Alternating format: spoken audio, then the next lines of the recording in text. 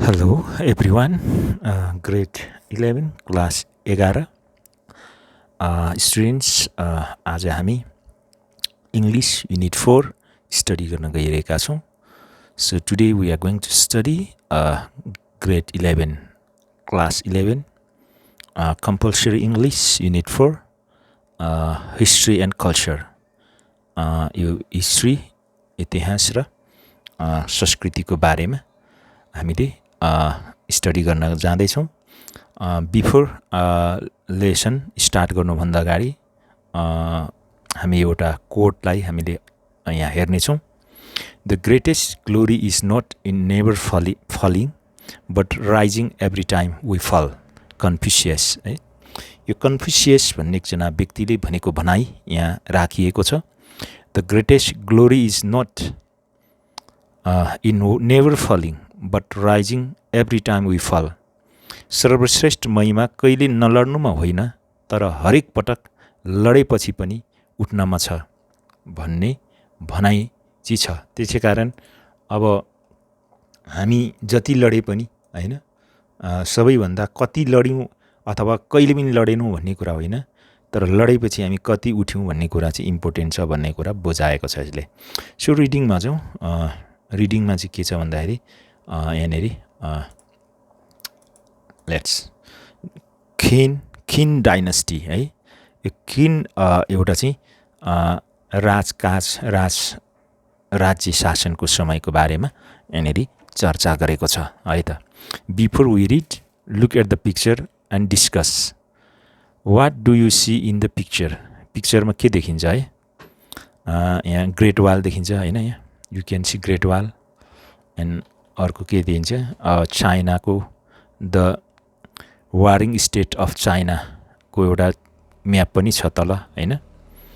So when was this structure build है. अब यो स्ट्रक्चर चाहिँ कहिले बिल्ड अप भएको होला, अब यो कहिले चाहिँ यो संरचनाहरू यो भनौँ न, यो पिक्चर यहाँ छ जुन ग्रेट वाल कहिले बनाइएको होला तल पाठमा अवश्य हामी हेर्नेछौँ.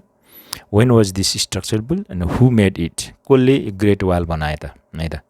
सो हामी तल यो क्वेसनको सबै एन्सर तल रिडिङमा पक्कै पाउनेछौँ. Read the following text about the contribution of the Qin dynasty in Chinese history and culture है त. अब चाइनिज हिस्ट्री र कल्चर चाहिँ नि यो किन डाइनेस्टीको समयमा के छ त त्यसको बारेमा हेरौँ. The Qin dynasty has a short duration 221 to 206 BCE. यो किन डाइनेस्टीको चाहिँ एकदम सर्ट पिरियड ड्युरेसन छोटो छ, 281 देखि 206 सम्मको BCE बिफोर क्राइस्ट है. But very important in Chinese history. तर यो चाइनिज इतिहासमा चाहिँ धेरै महत्त्वपूर्ण छ. यो यति छोटो भए पनि यो धेरै महत्त्वपूर्ण छ. इट फलोड द जाउ डाइनेस्टी. यसले चाहिँ जाउ डाइनेस्टीलाई नै पछाएको छ, जस्तै 1046 to 256 BCE सम्म है त. And it ended when Liu Bang became the king of Han in 2060 BCE, the formal beginning of the Han dynasty. Han डाइनेस्टीको औपचारिक एउटा राज्य चाहिँ सुरु भएको, राज शासन सुरु हुने बित्तिकै चाहिँ के यसको चाहिँ अन्त्य भएको छ है, जाउ डाइनेस्टीको. किनभने जुन लिउ बाङ चाहिँ जति बेला त्यहाँनिर राजा बने, त्यसपछि त्यहाँनिर चाहिँ के बने, हान इन 20 BCE है त. त्यसपछि चाहिँ यो जिङ जाउ डाइनेस्टीको चाहिँ अन्त भएको कुरा गर्छ यहाँ हो. अनि यहाँ के भन्छ, डिस्पाइट इट्स ब्रेभिटी है, the Qin dynasty left important marks on Chinese culture है. अब यो ब्रेभिटी भनेको छ, ब्रेभिटी भनेको के हो त यहाँ, यो यहाँ छोटो अवधि है त. इभन यो छोटो अवधि उसले चाहिँ शासन गरे तापनि, छोटो अवधि चाहिँ उनले राज्य चलाए पनि, उनको राज्य शासन भए पनि किन डाइनेस्टीले चाहिँ इम्पोर्टेन्ट चिन्हहरू, इम्पोर्टेन्ट कुराहरू चाहिँ चाइनिज कल्चरमा छोडेर गएका छन्, चाइनिज संस्कृतिमा. In fact the name China is derive from the name किन. ची छ च इन फर्मर रोमनाइजेसन सिस्टम्स। यो चाइनाको नाम पनि यो खिन भन्नेबाट व्यक्तिबाट CH र IN भनेर गरेर चीन बनाएर चाइना भनेर यो रोमनाइजेसन एउटा सिस्टमबाट चाहिँ डिराइभ्ड भनेको चाहिँ आएको है त, त्यहाँबाट चाहिँ राखिएको त्यो चाइना नाम चाहिँ त्यहाँबाट आएको हो। So following the Zhou dynasty है, Zhou dynasty, China became involved in a seemingly endless conflict between the various regions for supreme control of the country भन्छ यहाँ है त। अब यहाँ चाहिँ चाइनामा के भनेको छ, यो चाहिँ विभिन्न China became involve in seemingly endless conflict, एकदम अन्त्यहीन चाहिँ द्वन्द्व चाहिँ त्यहाँ चाहिँ देखिएको छ, भइरहेको थियो between various regions supreme control of country है, विभिन्न क्षेत्रहरूमा त्यहाँको चाहिँ त्यो एउटा युद्ध चाहिँ चलि नै रहेको थियो चाइनाभित्र कन्ट्रोल गर्नको निम्ति, नियन्त्रण फैलाउनको निम्ति। This period of conflict has come to known as the warring state है, र यो state of period 426 BC to 221 BC, र यो 426 देखि 281 BC सम्म चाहिँ यो कन्फ्लिक्टको एउटा के हो त, एउटा युद्ध लड्दै गरेको स्टेट राज्यको पिरियड, त्यो समय अवधि भनेर पनि त्यहाँनिर जान्ने छ, थाहा पाइन्छ। A series of victorious by the state of Qin towards the end of the warring states period resulted in their complete conquest of China in 221 BC when the Qin Empire unified China for the first time in its history है त। त्यसकारण यो Kinley चाहिँ जसै बेला 221 को BCमा चाहिँ चाइनालाई चाहिँ सबै क्षेत्र प्राय जितेर उसले चाहिँ के गरेका छन्, त्यहाँनिर चाहिँ उसले एउटा युनिफाइड चाइना बनाएको एउटा हिस्ट्री चाहिँ त्यो समय ऐतिहासिक पहिलो समय त्यहाँ भएको छ है त।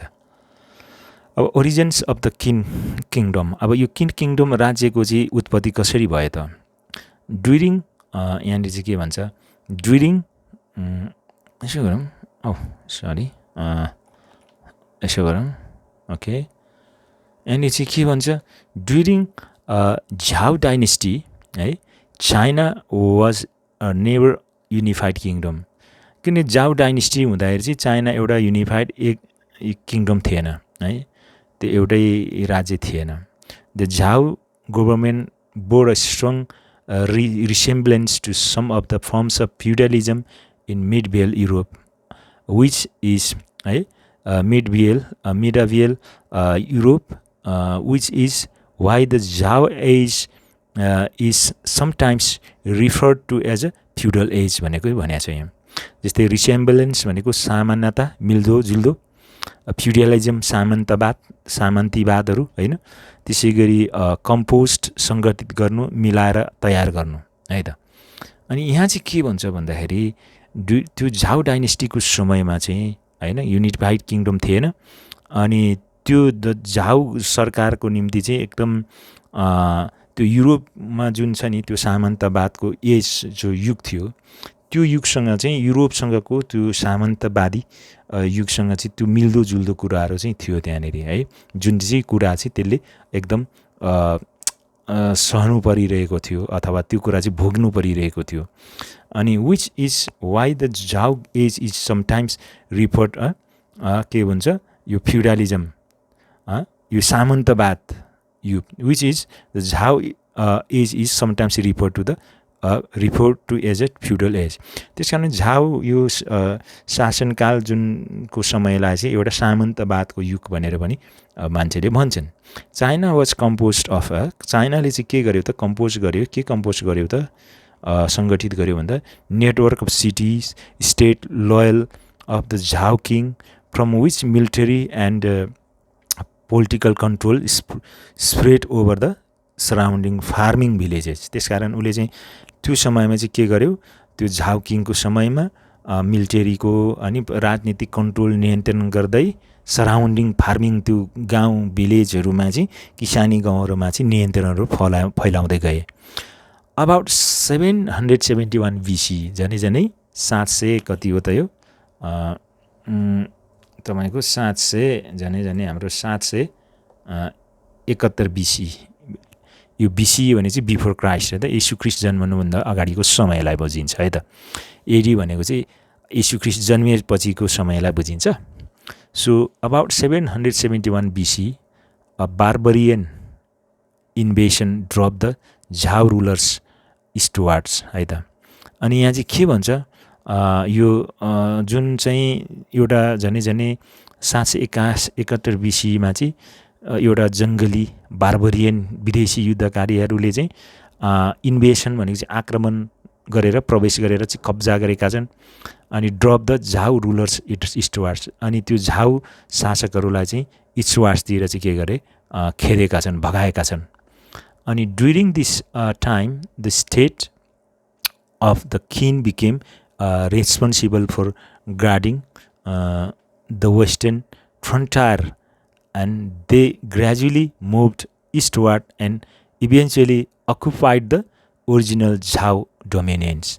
त्यसकारण तिनीहरूले चाहिँ किन चाहिँ त्यो चाहिँ बिकेम रेस्पोन्सिबल किनभने त्यो चाहिँ एउटा जिम्मेदारी त्यो भएको छ किनकि वेस्टर्न उसले चाहिँ के गरिरहेको छ वेस्टर्न फ्रन्टायरमा त्यो सीमा क्षेत्रमा चाहिँ उसले के गरिरहेको छ गार्ड गरिरहेको छ सुरक्षा गरिरहेको छ र ग्रेजुअली बिस्तारै मुभ इस्टवार्ड तिनी चाहिँ इस्टवार्डतिर मुभ गरेका छन् इभेन्चुअली अकुपाइड द ओरिजिनल झाउ डोमिनियन्स त्यसै झाउ डोमिनियन्स राज्य गरेको ठाउँलाई पनि तिनीहरूले अकुपाइड गरे कब्जा गरे त्यहाँनिर उनीहरूले लिए शासन आफ्नो ठाउँमा है त 10 the king became a close ally of the Zhou and they also had marriage relations with the Zhou ruling class king Ping in Zhou 770 to 720 BC transferred title of the nobility and huge state to the chief of kin भन्छ अनि यहाँ चाहिँ त्यसै कारणले अब यो किन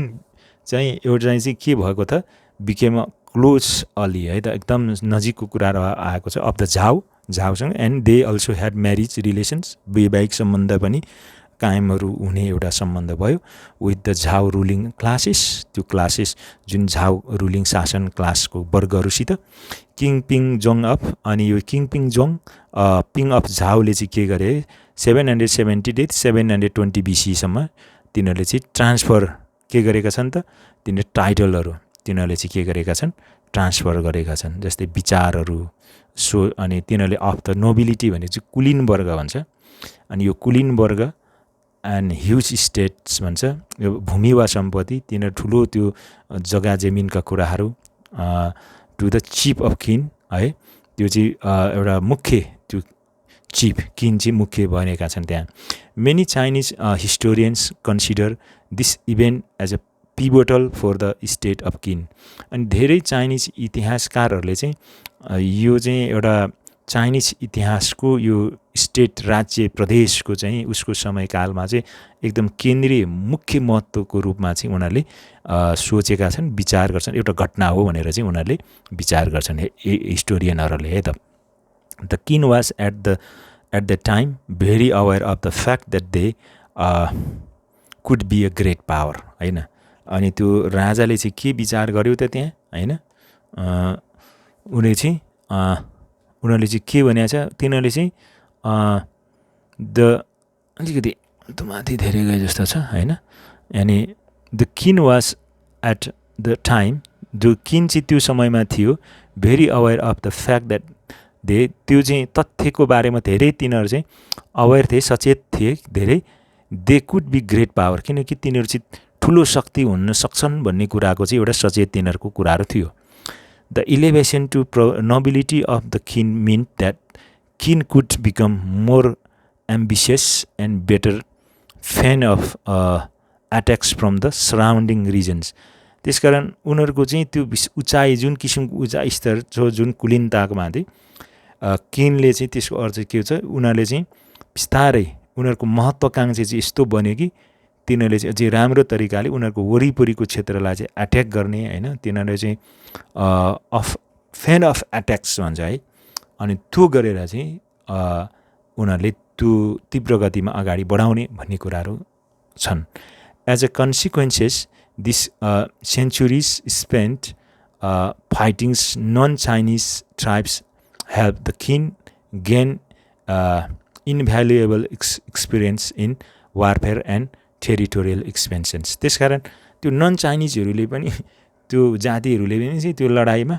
हैन त्यो सेन्चुरीहरूमा त्यो त्यसको रिजल्टमा कन्सिक्वेन्सेसमा चाहिँ के भएको छ भन्दाखेरि चाहिँ उनीहरूले सहायता गरेका छन् र त्यो लडाइँ हैन चाहिँ एकदम है मूल्यवान नभएको पनि तिनीहरूले चाहिँ त्यो टेरिटोरियल एक्सपेन्सन गरेको निम्ति त्यो लडाइँको निम्ति चाहिँ त्यो एउटा अनुभव भएको छ र त्यो अनुभवले चाहिँ उनीहरूलाई चाहिँ बटुल्ने एउटा मौका भएको छ तिनीहरूलाई है त Of the many Chinese states, the king had an advantage of the favorable location है अनि धेरै चाइनिज त्यो स्टेट्स जो छ त्यो भूमिहरू the Qin had a advantage the favourable location अनि उसको चाहिँ एउटा जुन मनपर्ने त्यो लोकेसनहरू क्षेत्रहरू चाहिँ त्यो लिने फाइदाहरू थियो its territory is modern Shaanxi province is well guarded from the east by mountains and gorges and has easy access to the North China plain through the Yellow River passes. No major battle even took place in the Qin heartland. त्यसकारण यिनीहरूले चाहिँ त्यो yellow रिभरदेखि लिएर हैन त्यो river passes गरेर अनि तपाईको त्यो नर्दर्न चाइनाको प्लेनदेखि लिएर त्यो जुन छ नि त्यो त्यति ठुलो लडाइँ नै नगरिकन नै तिनीहरूले कब्जा गरे भन्छ क्या त्यो सबै ठाउँहरूमा चाहिँ त्यो पहाडहरू सबै सुन्दर पहाड हरेक क्षेत्रहरूमा त्यो मेन ठाउँहरू चाहिँ चाइनाको उनीहरूले कब्जा गर्नको निम्ति बिना लडाइँ पनि तिनीहरूले सफल भए भन्छ थियो है त during the warring states period all this state in China were trying to draw more power and prestige of themselves है त्यसकारण त्यो युद्धको समयमा ती भूमिको क्षेत्रहरूमा राज्यको त्यो समयमा तिनीहरूले चाहिँ के गरेका छन् त्यो युद्धको समयमा तिनीहरूले चाहिँ अझै चाहिँ तिनीहरूको प्रेस्टिजको कुराहरू तिनीहरूको हैन हुन्छ नि कति आफ्नो प्रेस्टिज आफ्नो शक्ति बढाउने काममा चाहिँ कोसिस गरिरहेका छन् त्यो चाइनाहरूमा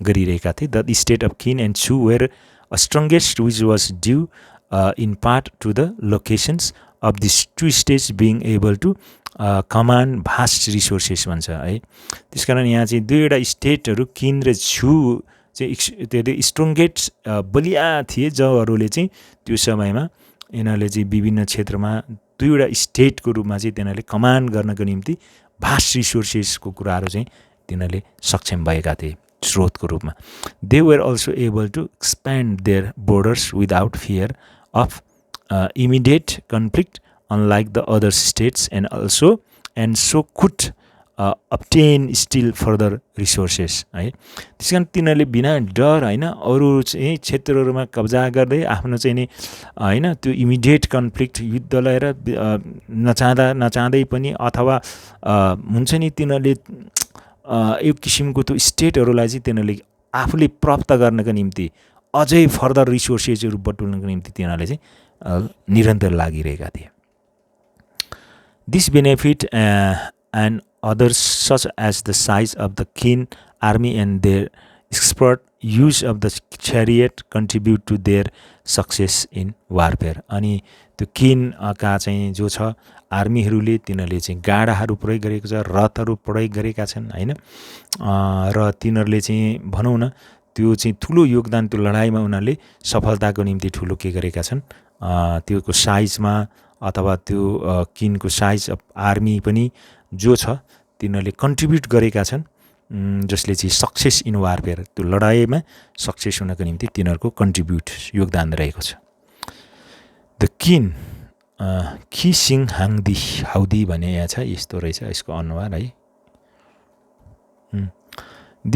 त्यसपछि the Qin had all of the resources and advantage but that what finally gave them victory over the other state was their ruthlessness in battle. The Qin state man Shang Yang है यहाँ चाहिँ 356 to 38 BC भनेको छ यहाँनिर चाहिँ के भन्छ the Qin had all of the resources किनसँग सबै रिसोर्सेस थियो एन्ड एडभान्टेज फाइदा पनि थियो but what finally gave them अन्त्यमा किन्नेले के दिए भने victory over the other states अरू स्टेटहरूमा चाहिँ विजय दिए ओभर के गरेछ भिक्टोरी गरेका छन् वाज देयर रुथलेसनेस बेटल देयर त्यो रुथलेसनेस भनेको चाहिँ दया माया नभएको निर्दयताको चाहिँ एउटा ब्याटलबाट चाहिँ ओभरकम गरेका छन् भिक्ट्री गरेका छन् तिनीहरूको वारलाई है लडाइँलाई द किन स्टेटमेन्ट स्याङयाङ उनले चाहिँ के भन्छन् त यो BC 335 के अरे 56 र 3देखि 338 BC-मा advocated total war and disgrade for the polite policies to battle which the Chinese general had always adhered to भनेछ अडिक रहनु adhered भनेको चाहिँ अडिक रहनु स्थिर रहनु है त त्यसकारण यहाँ चाहिँ यिनीहरूले चाहिँ त्यो चाइनिज पोलिसीहरू छ त्यो पोलिसी त्यो पोलाइट पोलिसी छ नि त्यो पोलिसी भनेर ब्याटलमा चाहिँ लडाइँमा चाहिँ तिनीहरूले चाहिँ एकदम जुन चाइनिज जेनरल्सहरू छ हैन अलवेज अडहेयर तिनीहरू चाहिँ आफ्नो चाहिँ उसमा चाहिँ जहिले पनि के गरेका छन् वारहरूमा हरेक कुराहरूमा चाहिँ एडभोकेट पनि गरेनन् उनीहरूले चाहिँ अडिक रहेका छन् स्थिर रहेका छन् हैन उनीहरूले आफ्नो अडानलाई छोडेका छैनन् त्यसकारण हिज लेसन्स वर इम्प्लिमेन्टेड बाई याङ ज्याङ यही उसको लेसन शिक्षालाई चाहिँ याङ ज्याङले कार्यान्वयनमा ल्याएका छन् किङ अफ द किन हु emerged victorious from the warring states है त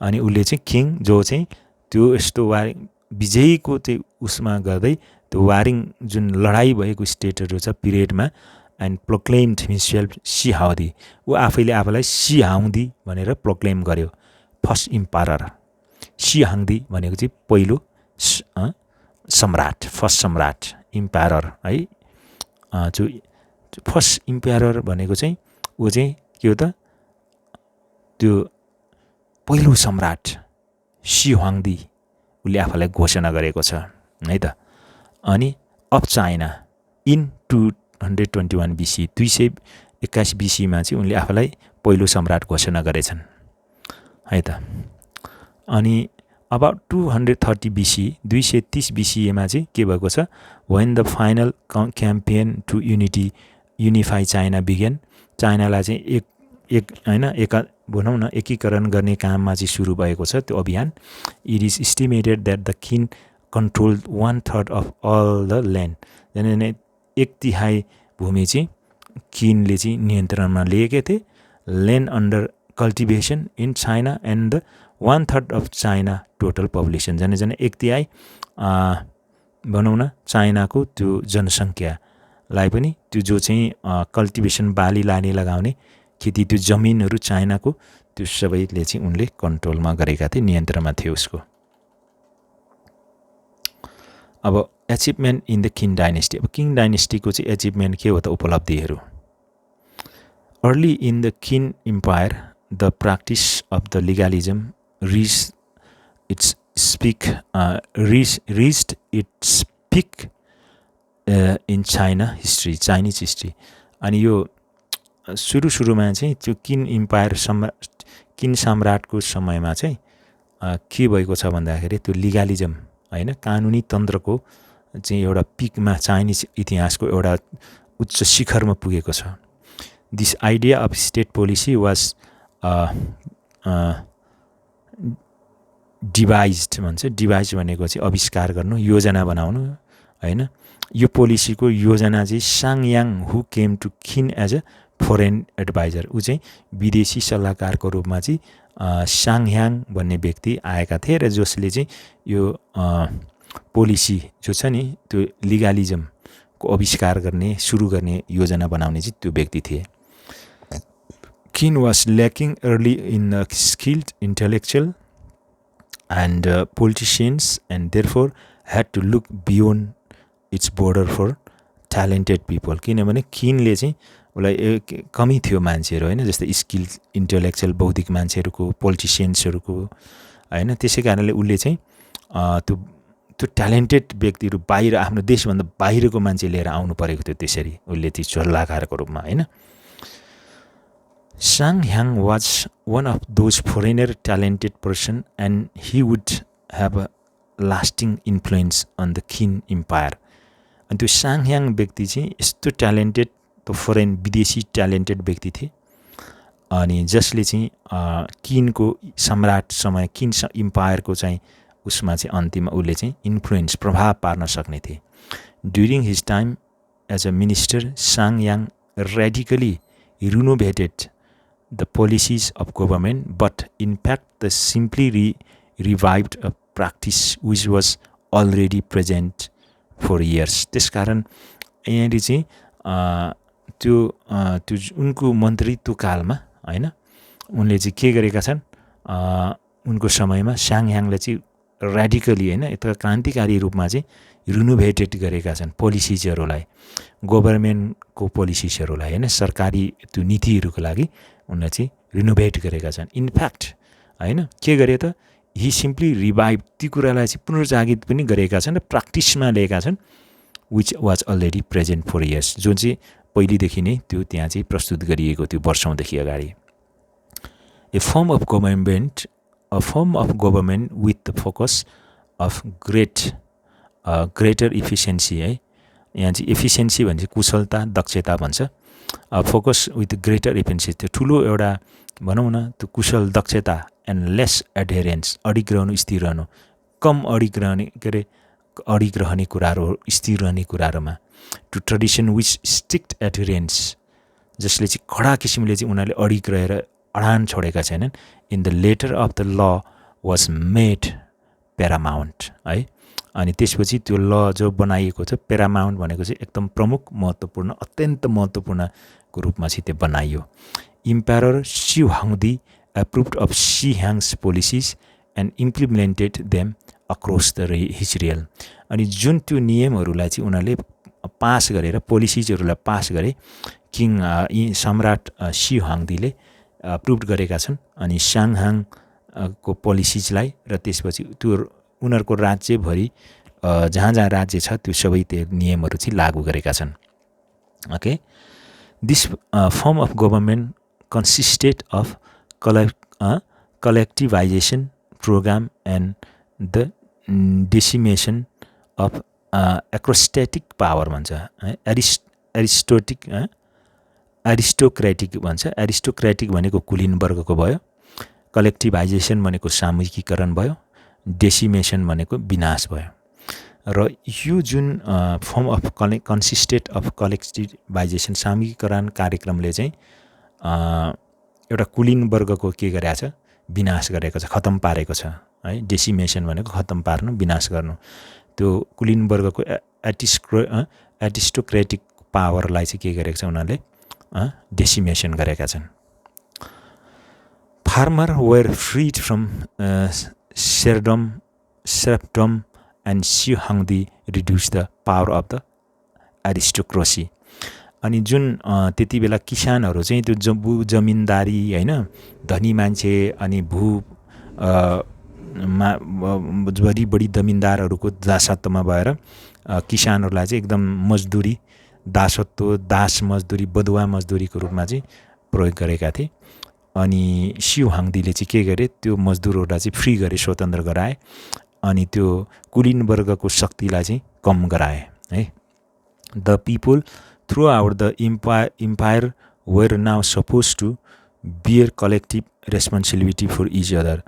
अब चाहिँ धनी को चाहिँ जुन गरिबलाई छैन अब किसानहरूलाई दबाउने अब दास बनाउने धनी चाहिँ मजाले बस्ने त्यस्तो सबै हटायो सबै कुराहरू चाहिँ साझा बनायो हैन कलेक्टिभ सामूहिकता सबैले एक अर्काप्रति रेस्पोन्सिबिलिटी हुनुपर्छ भन्ने कुरा चाहिँ नियम लागू गरियो हैन कम्युनिजम भने जस्तै कार्ल मार्क्सको भने जस्तै so if a person did not behave according to the rules then others were required to report to him यदि कुनै व्यक्तिले चाहिँ त्यहाँ नियम अनुसार चाहिँ उनीहरूले चाहिँ त्यो पालन गरेन व्यवहार गरेन भने चाहिँ यो व्यक्तिले चाहिँ यस्तो गरेन है भनेर चाहिँ रिपोर्ट गर्नु पर्थ्यो हैन त्यहाँ चाहिँ अरूलाई त्यसपछि if they did not do this they were quarter भनेको चाहिँ कठोर मृत्युदण्ड टुक्रा टुक्रा काटेर मार्नु और बिहेडेड अथवा शिर काट्नु यदि उनीहरूले चाहिँ त्यो गरेर नै तिनीहरूलाई काट्ने कठोर मृत्युदण्ड पनि दिइन्थ्यो,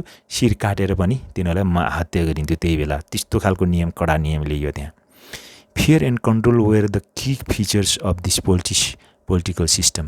अनि यो राजनीतिक पद्धति चाहिँ एकदम मान्छेलाई डर देखाएर नियन्त्रण गर्ने चाहिँ ठुलो एउटा चाहिँ त्यो ऊ थियो, त्यो राजनीतिक विशेषता थियो। तिनीहरूको मुख्य विशेषता चाहिँ त्यो मान्छेलाई डर देखाएर नियन्त्रण गरेर अनि चाहिँ ऊ गर्ने है त।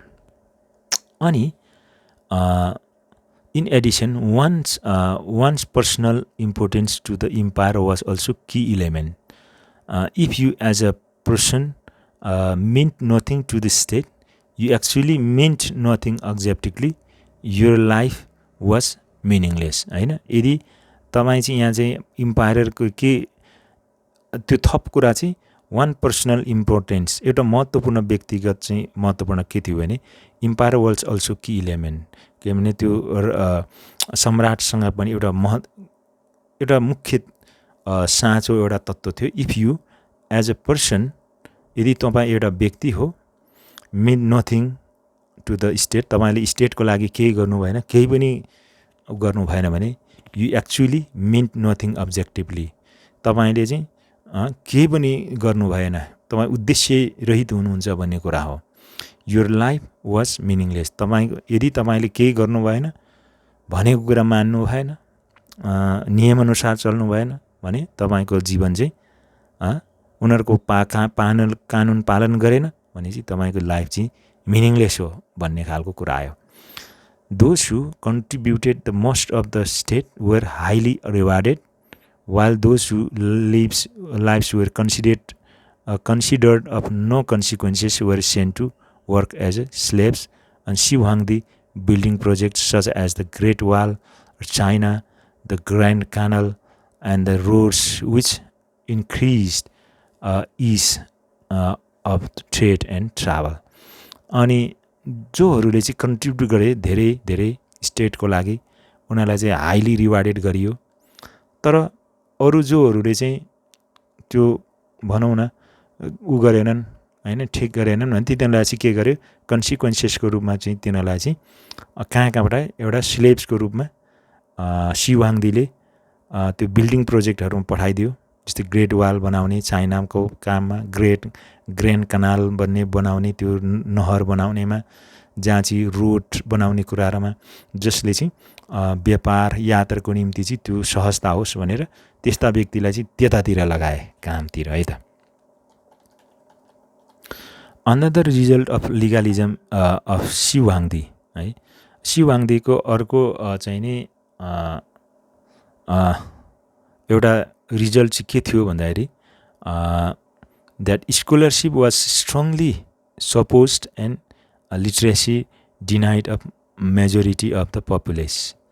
अनि यहाँ चाहिँ के भन्छ, शिव हाङदीको अर्को एउटा नतिजा चाहिँ त्यो भनौँ न त्यो कानुनी तन्त्रको त्यो शिक्षा दिने कुराहरू, छात्रवृत्ति दिने कुराहरूलाई चाहिँ दबाइएको थियो। शिक्षा दिने कुराहरू, साक्षरताको कुराहरूलाई चाहिँ धेरै मानिसहरूमा चाहिँ त्यो दबाइएको थियो।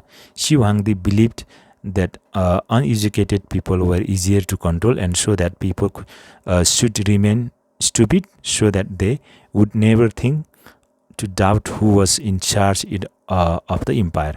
त्यसैले कोही व्यक्ति चाहिँ यदि जनताहरू अशिक्षित भयो भने चाहिँ तिनीहरूलाई कन्ट्रोल गर्न सजिलो हुन्छ, अनि तिनीहरूलाई चाहिँ त्यस कारणले तिनीहरूलाई चाहिँ मूर्ख बनोस्, नपढोस्, बुद्धु होस् भनेर त्यत्तिकै उनले चाहिँ त्यो पढ्न नदिने कुराहरू, पढाइ शिक्षामा चाहिँ दबाउने कुराहरू, अनि माथि इम्पायरमा चाहिँ को छ, सम्राटको इन्चार्ज को छ भन्ने कुरा मान्छेले त्यति चासो गर्दैनन्, शङ्का पनि गर्दैनन् भन्ने विचारले चाहिँ शिक्षा दिने, पढ्ने लेख्ने सबै कुरालाई चाहिँ उनले कम्प्लिटली नियन्त्रण गरे, दबाउने काम गरे।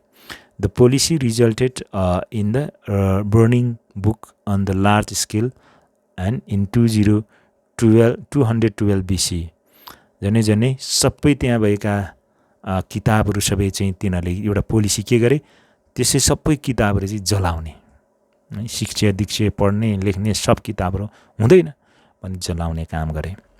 On the advice of this chief advisor, Li Xiu, Xi Hongdi had scholars executed on the large scales. अनि धेरै मान्छेले चाहिँ त्यतिखेर विद्वानहरू होइन पढ्ने व्यक्तिहरूलाई चाहिँ धेरैले सी वाङदीको त्यो एडभाइजरको सल्लाह चिफ एडभाइजरको चाहिँ सल्लाह अनुसार धेरैको चाहिँ हत्या गरियो है सबैलाई मारियो खत्तम गरियो नि त्यो धेरै विद्वानहरूलाई चाहिँ on the advice of the his chief adviser है त book were banned throughout the empire पुरै उनीहरूको साम्राज्यभरि किताबहरू चाहिँ प्रतिबन्ध लगाए as was teaching except for subjects touching upon the है rewritten history of the Qin dynasty पछि त्यो उनीहरूको किन डाइनेस्टीलाई चाहिँ पुनः फेरि रिरिटर्न गर्नुपर्ने कुराहरू पनि भएको थियो हैन लिगलिजम अर पर्सनल ग्लोरी सी हाङदी त्यो कानुनी तन्त्रमा चाहिँ सी हाङदीको चाहिँ व्यक्तिगत महिमा गर्नुपर्ने थियो हैन उसलाई व्यक्तिगत ग्लोरिफाई गर्नुपर्ने it was not until the later Han dynasty that books were recovered from hiding and repair and literacy was again available to the people of China त्यसपछि त्यो हान डाइनेस्टी आइसकेपछि चाहिँ अनि पछि चाहिँ त्यो शिक्षित किताबहरू पनि पुनः फेरि छापिए बनाइए त्यहाँ त्यो जुन बुकहरूलाई रिपेट मर्मत गरिए र त्यो शिक्षा दिने पढ्ने लेख्ने कुराहरू चाहिँ चाइनाका मानिसहरूमा पुनः फेरि सुरुवात गरिएको छ हान डाइनेस्टी पछि आएपछि although Shi Huangdi and Shang Yang legalism as well as Li Siung policies जुन यहाँ चाहिँ वर hated by many at the time and have been generally frowned right, upon by scholars of the period. Later, the kings and emperors of China were well aware of the strong impact the legalism had on the efficiency and strength of the state. Either. त्यसकारण सुरुमा C हाङदीको बारे जुन छ त्यो model त्यो लिगलिजम कानुनी तन्त्र जुन कुरामा चाहिँ अब मानिसले धेरै घृणा पनि गरे त्यति बेला अनि धेरै जस्तो यस कुराले चाहिँ मान्छेलाई चिन्ता वा गम्भीरताको कुरा पनि उत्पादन गर्यो र त्यो जुन विद्वानहरूको बिचमा हैन पछि kings and emperors of China were पनि के हो त यसको बारेमा राम्रो एउटा सचेत थिए यसबाट र यसले चाहिँ त्यो चीनको त्यो कानुनी तन्त्रमा चाहिँ यसले चाहिँ एउटा इफिसियन्सी एउटा कुशलता दक्षताको कुराको लाममा चाहिँ स्ट्रेङ्थ त्यो राज्यको एउटा शक्तिको निम्ति चाहिँ यसले बलियो काम गर्छ प्रभावकार छ भन्ने कुरा चाहिँ तिनीमा सचेत भएका थिए legalism help to create a superior army त्यति बेला कानुनी तन्त्रले चाहिँ त्यहाँको त्यो आर्मीको चाहिँ सर्वोच्चता सिर्जना गर्नको निम्ति सहायता गर्यो डिसिप्लिन ब्युरोक्रेसी एउटा अनुशासित कर्मचारी तन्त्रको चाहिँ बनाउने काम गर्यो त्यति बेलाको लिगलिजमले this bureaucratic model became the standard for the Chinese government and still maintain is some form today अनि त्यति बेलाको त्यो कानुनी तन्त्रले चाहिँ चाइनाको कर्मचारी तन्त्र हैन मा केही स्तर कायम गरेको छ र आजको समयसम्म पनि केही न केही रूपमा त्यो अवशेषहरू छ चाइनामा त्यही चाहिँ नि लिगलिजमको भन्छ त्यो कर्मचारी तन्त्रमा although Confucianism was preferred in later dynasties पछि चाहिँ आएको त्यो भनौँ न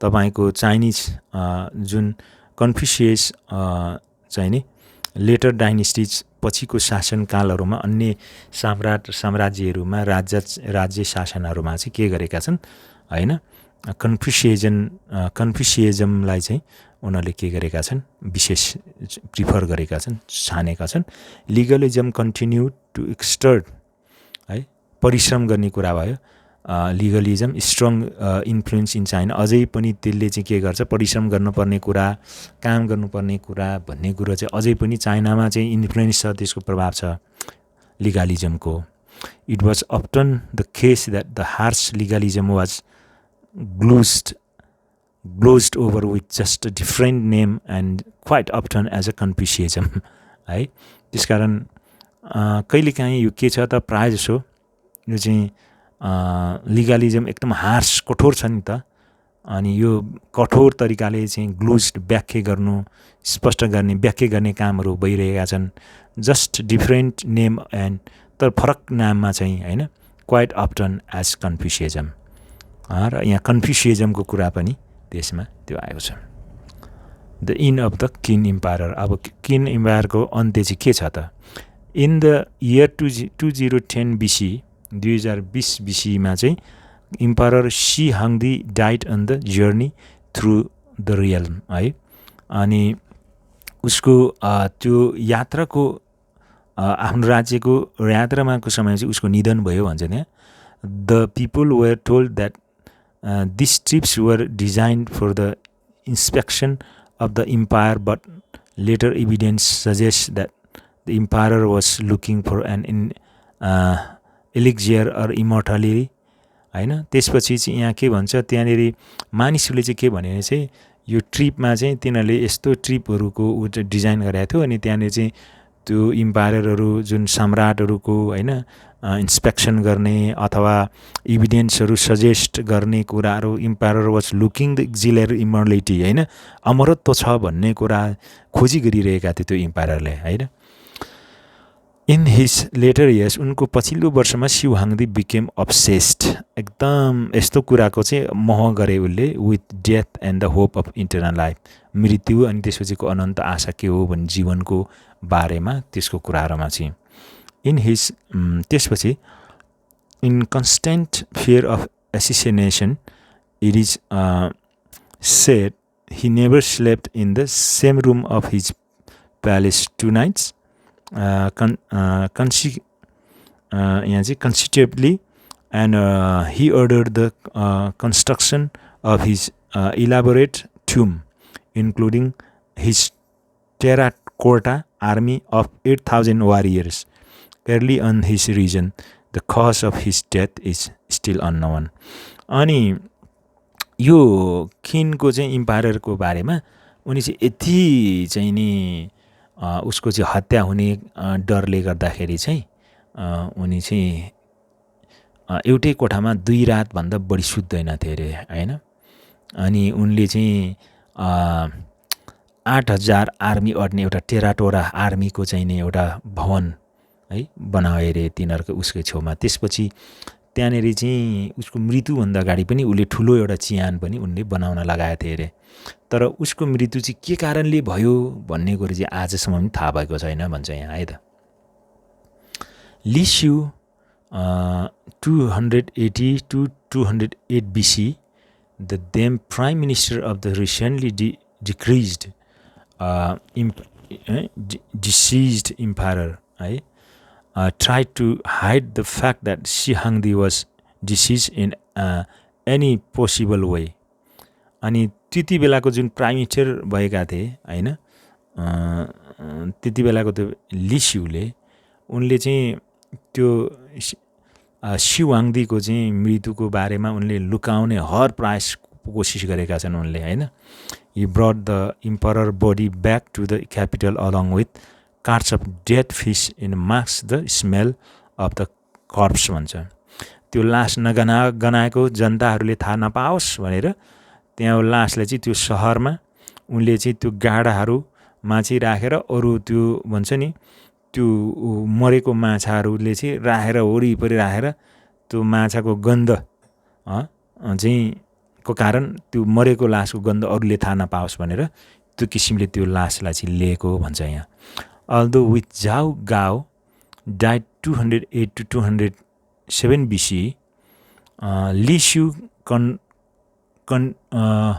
contrived कृत्रिम बनावट भन्छ to place Hu Hai on the throne अनि कृत्रिम बनावटको हु हाईलाई चाहिँ थ्रोन सिंहासनमा राखेको छ है त अनि Hu Hai was the weak second son of Shi Huangdi अनि हु हाई भनेको चाहिँ सी हाङदीको एकदम दोस्रो छोरा थिए जो चाहिँ कमजोर थिए due to the weakness of Hu Hai the oppressed people China grew bolder and soon began to revolt त्यसकारण जुन सियुहाङदीको छोरा हुआई चाहिँ एकदम कमजोर थियो अनि ऊ चाहिँ शासनमा उसलाई राखियो।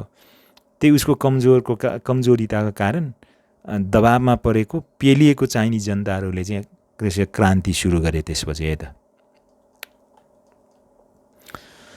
Through the series of uprising and rebel alliances, the Qin authority was overthrown in the year of 206 BC in the capital of Qiangyang है। त्यसकारण त्यो जुन किसिमले चाहिँ एउटा हैन विद्रोही एलायन्सहरुको चाहिँ अपराइजिङ भएको थियो त्यो सिरिज नै भएको थियो त्यति बेला है, एकदम क्रमिक रूपमा।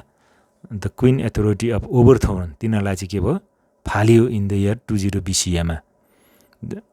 In the capital of Chang'an the imperial house was massacred and the Qin dynasty was thus at an end भन्छ। त्यसकारण त्यहाँ जहाँनिर चाहिँ त्यो इम्पेरियल हाउसमा चाहिँ मास्कार्ड भनेको चाहिँ एकदम के हो त सामूहिक हत्या भयो र किन डाइनेस्टीको चाहिँ के भयो त अन्त्य भयो त्यसरी है त। A complicated series of battles followed for the honor of being the successor to the Qin dynasty, which resulted in the period known of the Chuan connection, in which Qiang Yu of the state of Chuling fought Liu Bang भन्छ है। अनि यहाँ चाहिँ के भन्छ, अनि यहाँ चाहिँ यो कम्प्लिकेटेड सिरिज जो ब्याटल भएको थियो लडाइँहरू जसले चाहिँ त्यो भइरहेको पछि followed the honour of being a successor को चाहिँ सक्सेसर हुने भन्ने कुराको चाहिँ अनरको लागि किन dynasty which resulted in the period known as the Chuan है। कन्टेन्सन भनेको विवाद, in which Ching Yang of the state of Chu Liwang, अनि यिनीहरूको चाहिँ त्यो विवाद भएको छ र फोर सुपरमेसी हान फोर सुपरमेसी, अनि यो चाहिँ कोची सर्वोच्चता हुने भन्ने विषयमा चाहिँ त्यहाँनिर विवाद भएको छ। लिउबाङ इमर्ज्ड भिक्टोरियस फलोइङ छिङयाङ defeated at the battle of Gaixia in 202 BC। Liu Bang 247 BC to 119 BC 5 BC was applauded as a man of the people, and after his victory founded his Han dynasty भन्छ है त यहाँ। त्यसकारण यहाँ धेरै चाहिँ एकपछि अर्को राज्यहरू लडाइँ गर्दै हैन, पछि चाहिँ त्यो लडाइँ हुँदै अनि विजय हुँदै अनि विभिन्न BC सालहरूमा अनि चाहिँ यहाँनिर लास्टमा चाहिँ यो हान के भनेछ, पिपल आफ्टर भिक्ट्री फाउन्डेड हान डाइनेस्टी। हान डाइनेस्टी चाहिँ जसले त्यो फाउन्डेड गरेको छ, भिक्ट्री गरेको छ र उसलाई चाहिँ त्यो प्रशंसा गरियो भन्छ यहाँ है त। अब legacy of the queen dynasty, अब किन डाइनेस्टीको विरासत के छ त यहाँ है। यति लामो भयो है यो पार्ट, यति धेरै लामो रहेछ।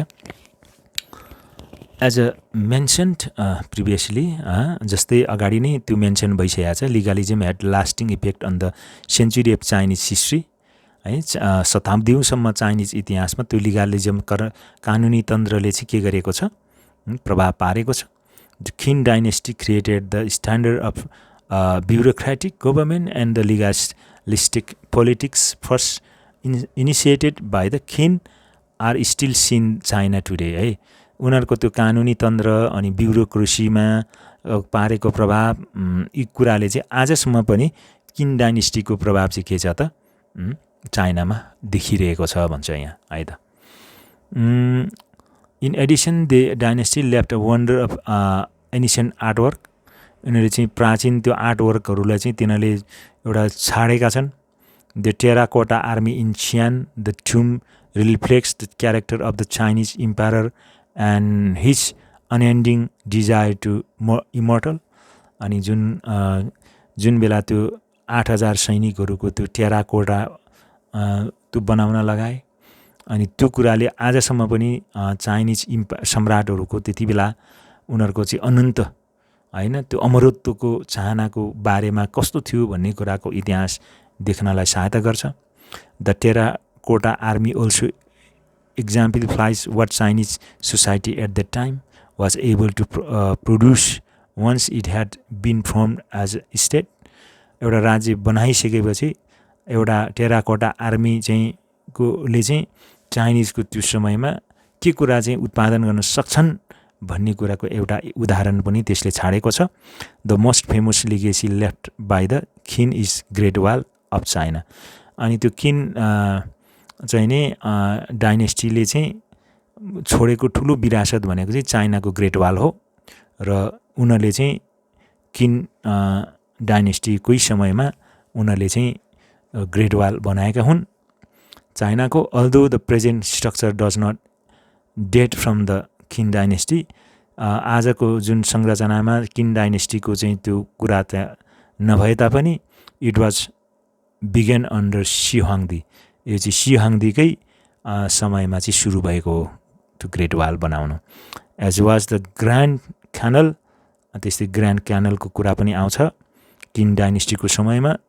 एन्ड द रोड्स, सडक पनि बनेका थिए, which today link the cities of China and the country side. जुन बेला बनाएको सडकहरूले आज त्यो देश र देश बाहिर सहर बाहिरको त्यो कुरालाई जोड्ने काम गर्दछ है त. द किन did more than just found a dynasty in China, they brought a continent together भन्छ है त. उनीहरूले चाहिँ सबैलाई एक ठाउँमा एउटै कन्टिनेन्टमा महादेशमा ले भनेर भन्छ त्यहाँ है त. यो चाहिँ कसले लेखेको रहेछ भन्दाखेरि ग्राभियल पेराल्टा भन्नेले यो चाइनाको हिस्ट्रीलाई लेखेको रहेछ. सो धेरै लामो पनि लेखेछ. नोट्समा हेरौँ. अब फिडालिजम, यो चाहिँ सामान्तिवाद, a socio political system that existed in Europe during the middle age in the which people worked and fought for the nobles who gave them protection and the use of land to return है त. अनि त्यहाँनेरि त्यो युद्ध त्यो European मध्ययुगीन समयको यो कुरा हो. यो फिडालिजम सामान्तिवाद, त्यो जमिनदारीहरूले होइन किसानहरूलाई दासत्वमा राख्ने होइन, अनि यो त्यस्तो खालको पोलिटिकल सिस्टम थियो. अनि जसले चाहिँ एउटा धनी कुलीन वर्ग विरुद्ध एउटा तल्लो वर्गहरूको बिचमा जहिले पनि लडन्त हुने कुराहरू चाहिँ देखिन्छ त्यहाँ. अर्को छ लिगलिजम. लिगलिजम कानुनी तन्त्र. And ancient Chinese philosophical believe that human beings are more inclined to do the wrong than the right because they are motivated entirely by self interest. It was developed by the philosopher Han Feizi 280 to 233 BC है त. यो लिगलिजमको बारेमा नि हामीले माथि पढिसक्यौँ. अब कन्फ्युसिजमको बारेमा पनि आयो. The system of ethics, educations and statesmanship thought by the Chinese philosopher Confucius. यो चाहिँ 551 देखि 479 BC सम्मको कुरा हो. And his disciples stressing love, humanity, ancestor worship, reverence for the parents and harmony in thought and conduct भन्छ. कन्फ्युसियन्सको सिद्धान्तको कुराहरू भयो. यो 3वटा सिद्धान्त है त. अब बढी नै लामो भयो जस्तो छ. अब हामी छिटो यतातिर जान्छौँ. Was match the word with their meanings भनेको छ ब्रेभिटी. ब्रेभिटी भनेको चाहिँ lasting only for a short time. अनि कङ्केस्ट भनेको कहाँ छ? कङ्केस्ट भनेको भिक्टरी ओभर, तल हेर्नुहोस्, भिक्टरी ओभर कहाँ छ यहाँ? Over the place or people by the use of military force. अब छ रिसेम्ब्लेन्स, यो चाहिँ माथि छ. The state of being alike. Barbarian चाहिँ a member of an uncivilized group of people or culture. अनि एलाई भनेको चाहिँ तल जाउँ. एलाई सबैभन्दा तल छेउमा. One state united to another by a treaty or a league for a military purpose. अनि त्यस्तै गरी नोबिलिटी अलिक माथि. स्टेट यहाँ चाहिँ छ यो state of being Nobel in character, quantity, के अरे क्वालिटी अर ऱ्याङ्क. अब रुथलेसनेस भनेको छ. रुथलेसनेस यहाँ छ. यहाँ character of having no pity or compassion है त। अब तल छ डेसिमेसन है, यो चाहिँ कहाँ छ, यहाँ सिधै रहेछ। The killing or destruction of large number of a population है त। अब हार्स चाहिँ यहाँ चाहिँ क्रुल माथि, अनि एक्जिलियर भनेको चाहिँ यहाँ ठ्याक्कै छ liquid that is believe to cure all ills है त। ओके, अब तल जाउँ। Find the following words in the text and use them in the sentence of your own भन्छ। इन्भेसन, अनि यहाँ चाहिँ discredit, paramount, populous, revolt, assassination, serfdom. Okay, ल इन्भेसन भनेको के हो, आक्रमण। During the barbarian invasion the Zhou rules were forced to move eastward है त। बार्बरियन इन्भेसन चाहिँ ले झौ शासकहरूलाई पूर्वतर्फ सर्न बाध्य गर्यो भन्छ है त।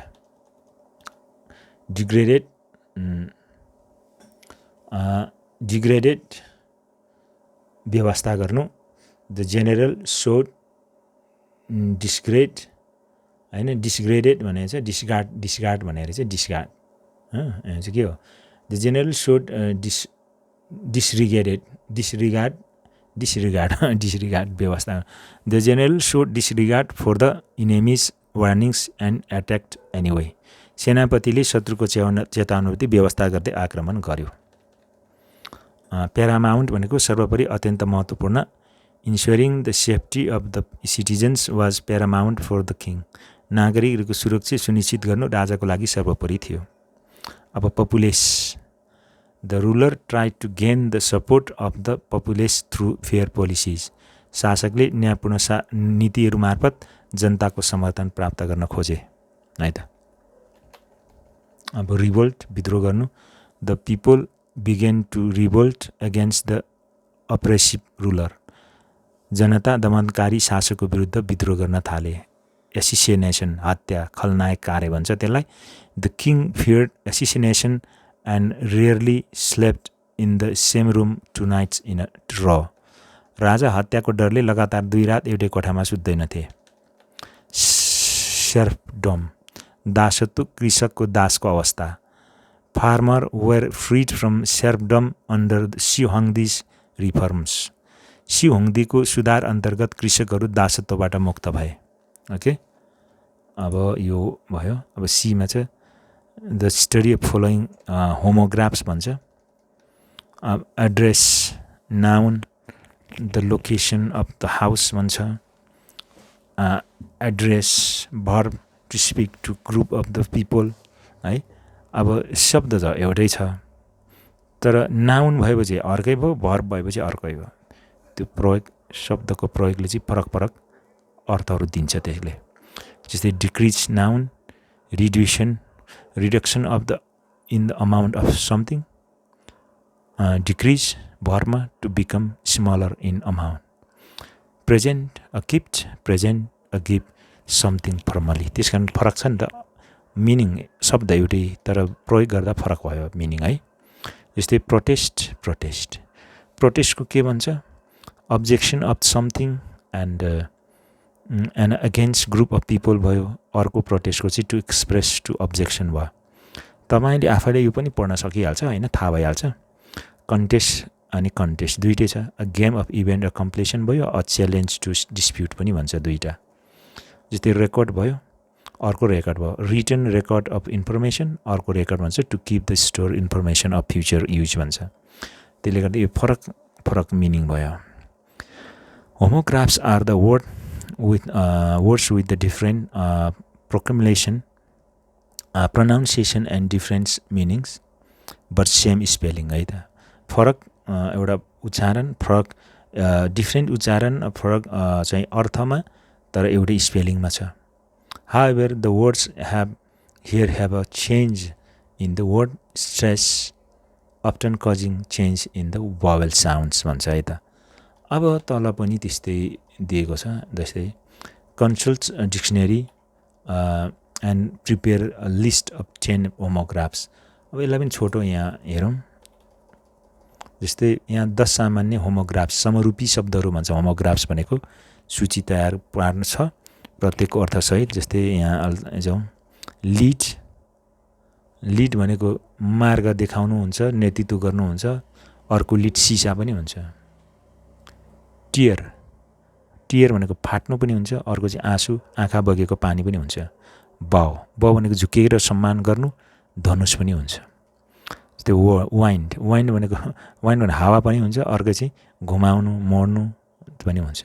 र भनेको पंक्ति, लाइन पनि हुन्छ। झगडा गर्ने, तर्क वितर्क पनि हुन्छ।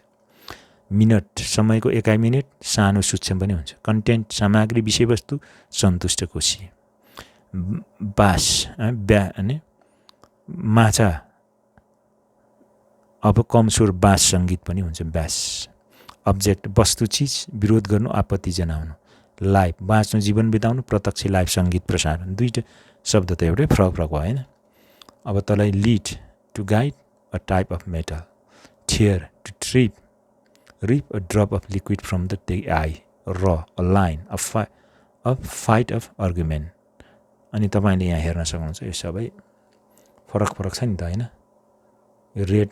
रेडमा एउटा मिनिङ छ, ब्ल्याकमा एउटा मिनिङ छ। तर यो अब्जेक्ट त अब्जेक्टै हो। अब्जेक्ट थिङ पनि भयो, अब्जेक्ट टु अपोज समथिङ भयो। मिनट अघि नै आयो, प्रेजेन्ट अघि नै आयो। अ कटिङ टुल पनि भयो, पास्ट टेन्स अफ सी पनि भयो। त्यस्तो हुन्छ क्या है त। ल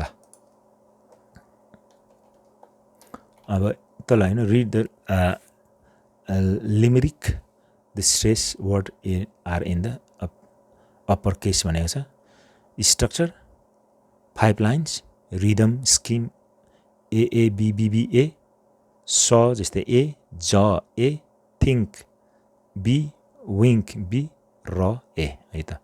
यो स्ट्रक्चरमा जस्तै I knew a man whose name was he ate a rock and broke his jaw. What do you think? He said with a wink. Perhaps it's bad to eat the damn raw भने यसरी त्यो 5 लाइन्समा एएबिबी अनि ए यस्तो स्ट्रक्चरमा बनाउने यो के छ, यो लिमरिक्सको कुरा छ यहाँ है त। यहाँ के हुन्छ, a limericks is a funny rhyming verse होइन। एउटा फनी राइमिङ भर्सहरू हो यो चाहिँ। 5 lines with the rhyme pattern भन्छ। जस्तै AABBA, remember. Limericks emphasize English sentence stress. अङ्ग्रेजी सेन्टेन्सको त स्ट्रेसलाई चाहिँ यसले याद गराउँछ लिमरिक्सले चाहिँ त। तपाईँले स्ट्रेसको बारेमा ग्रामेटिकलमा पढ्नुभएकोलाई एसईमा पनि है त। जस्तै यहाँ here is a very old limerick taken from a book. A book is nonsense by Edward लियरबाट।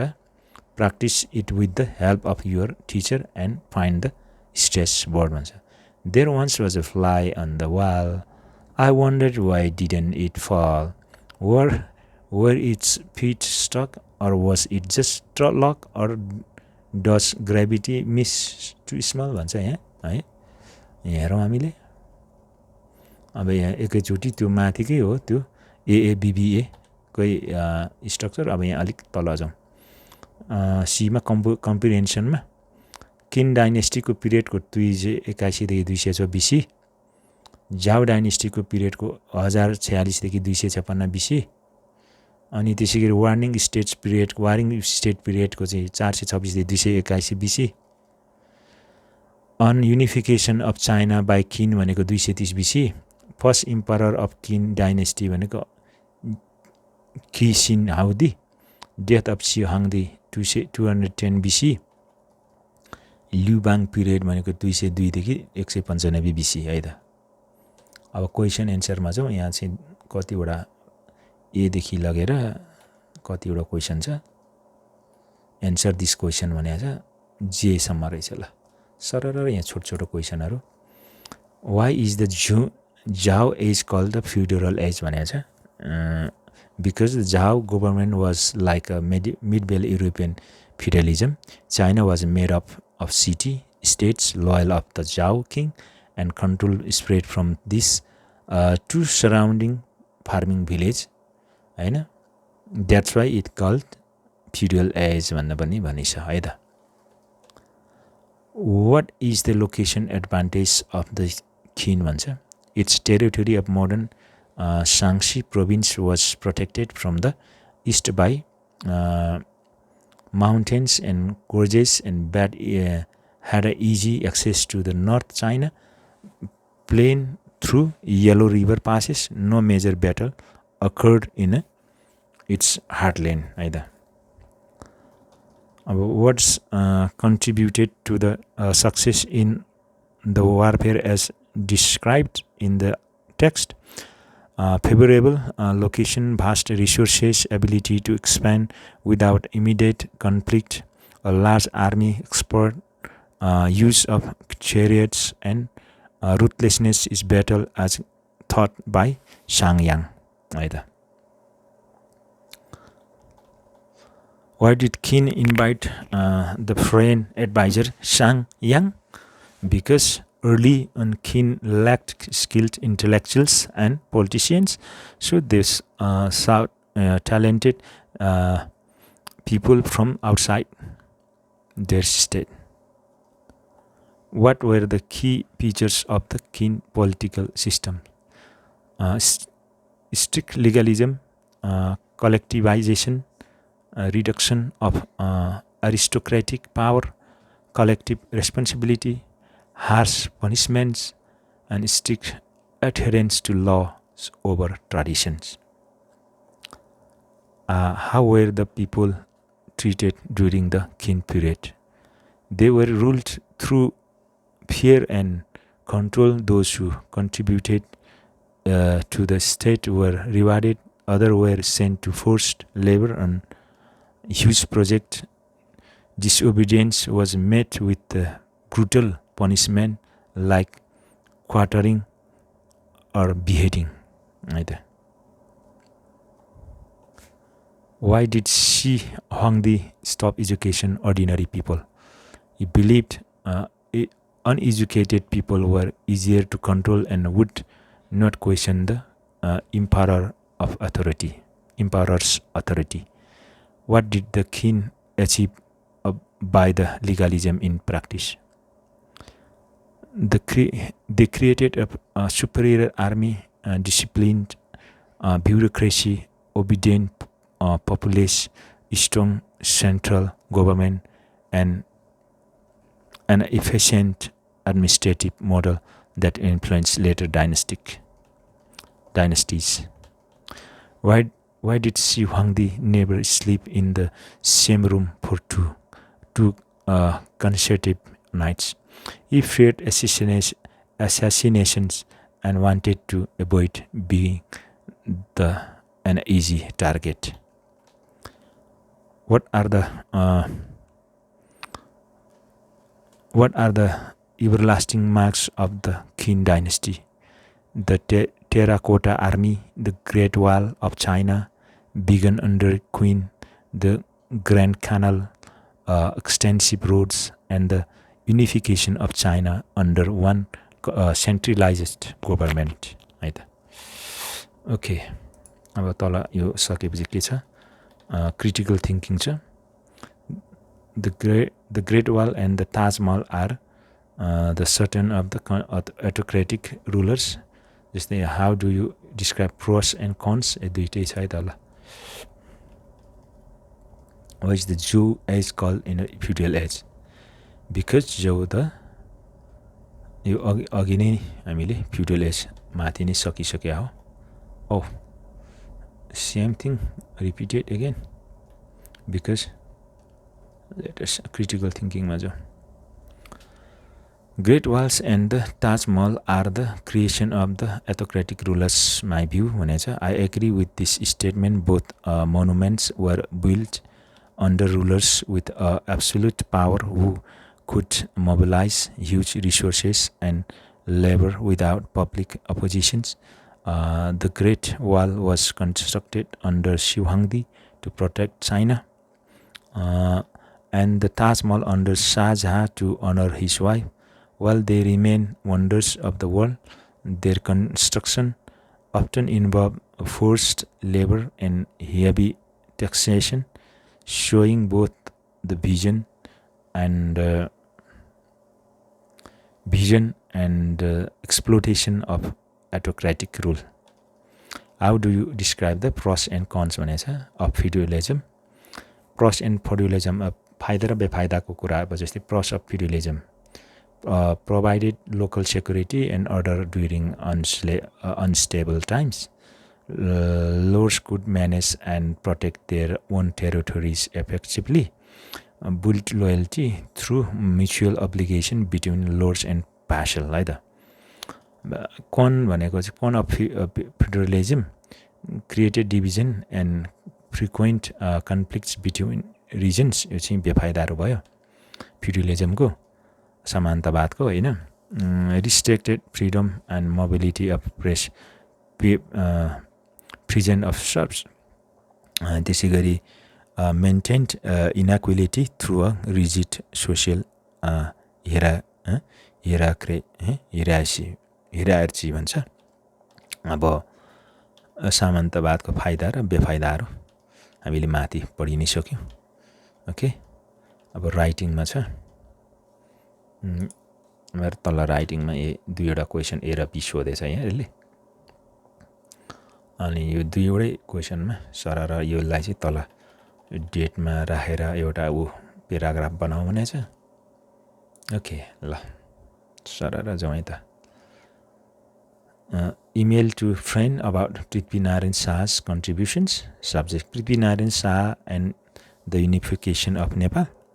Dear Mariam, I hope this email finds you well. I wanted to share something interesting about Nepal.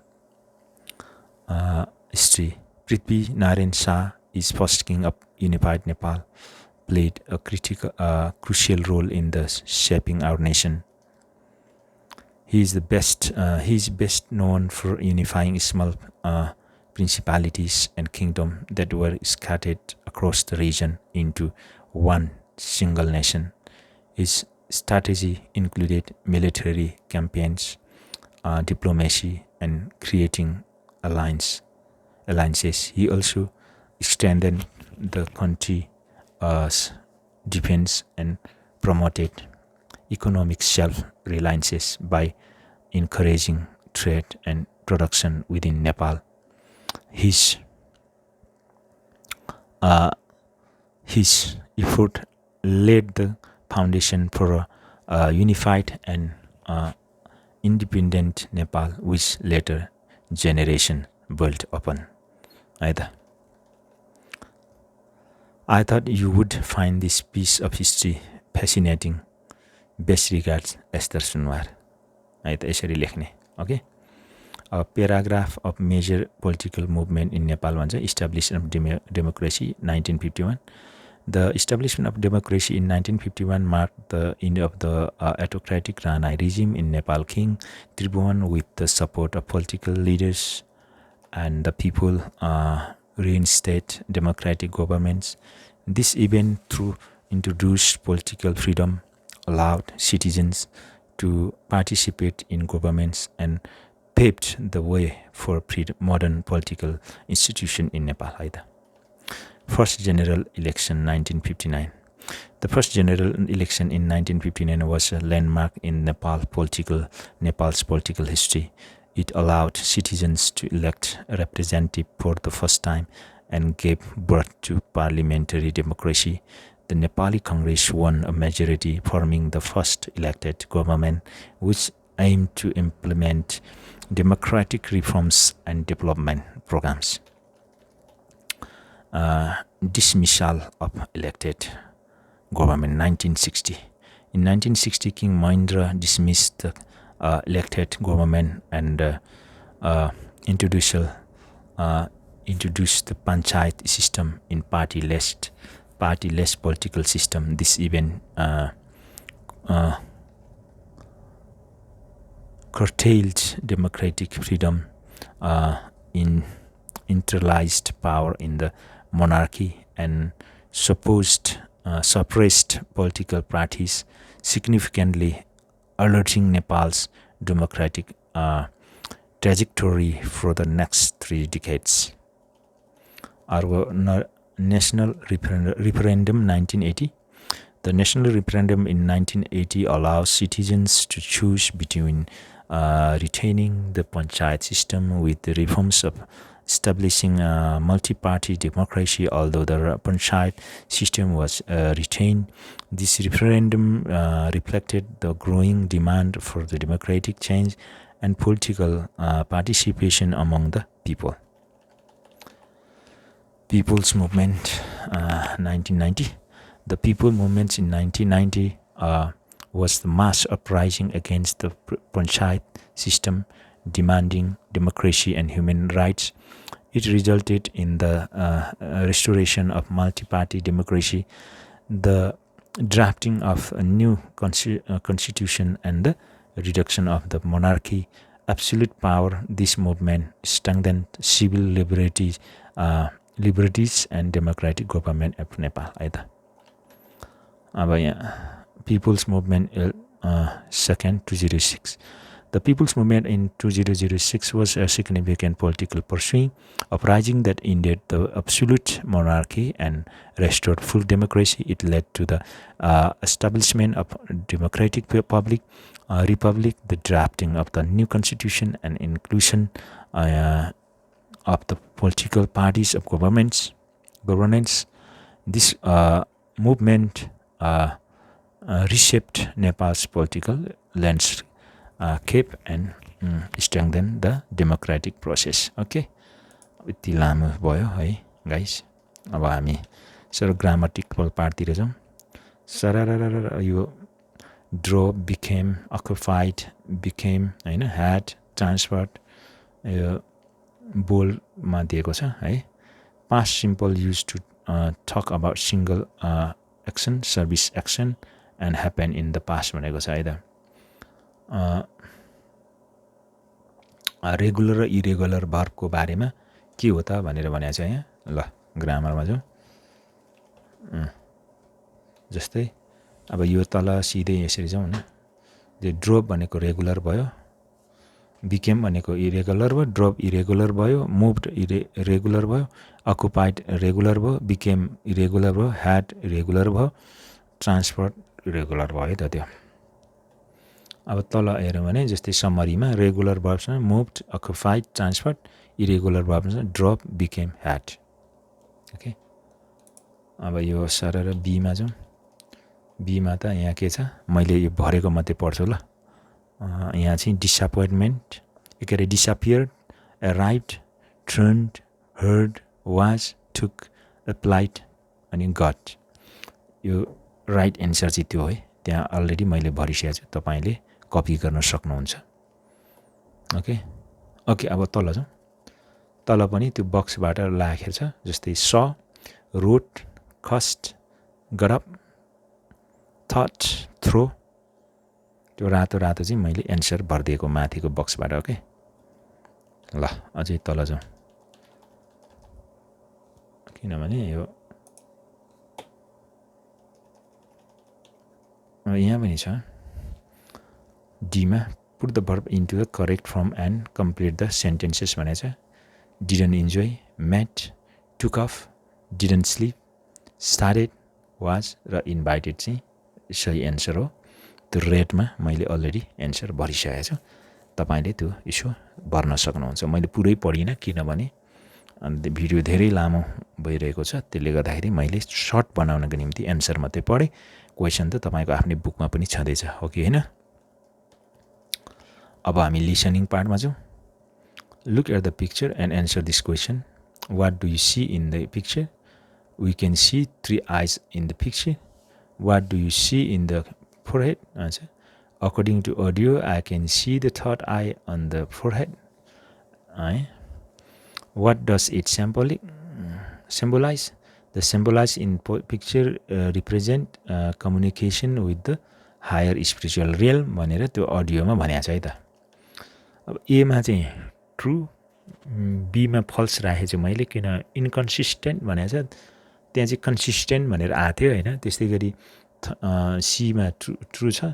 थर्डमा चाहिँ मैले falls राखेको छु. यहाँ चाहिँ indirectly भनेको छ. त्यहाँ चाहिँ वी आर डाइरेक्टली भनेर कनेक्टेड भनेको छ. त्यसले गर्दाखेरि यो इन्डाइरेक्टली भएको कारणले फल्स भनेर मैले राखिदिएँ है त। अब यहाँ छ what the shape of the centre in the human beings भन्छ। त्यसै गरी where do we see the symbol of third eye in Buddhism. बुद्धिज्मको चाहिँ फोर हेडमा हुन्छ भनेर त्यहाँ भनेको छ उसमा होइन त्यो अडियोमा। वाट इज कस्मिक एक्स भनेको छ। The cosmic X is symbol of universe भनेर त्यहाँ भनेको छ होइन। What does the cosmic X represent. The cosmic X represent the connection of earth human with cosmos भनेर पनि त्यहाँ भनेको छ है त। सो योभन्दा मुनि चाहिँ तपाईँले आफै गर्न सकिन्छ। स्पिकिङको कुराहरू छ है। ओके स्पिकिङका कुराहरू आफै पढ्ने प्रोजेक्ट वर्क छ एउटा लास्टमा। Okay so you can do yourself this for homework है। यो तपाईँको लागि होमवर्क छोडेँ मैले। Okay so this much for today. फेरि हामी पार्ट लेसन 5 मा युनिट 5 मा हामी आउने नै छौँ। सो आजलाई गुड बाई।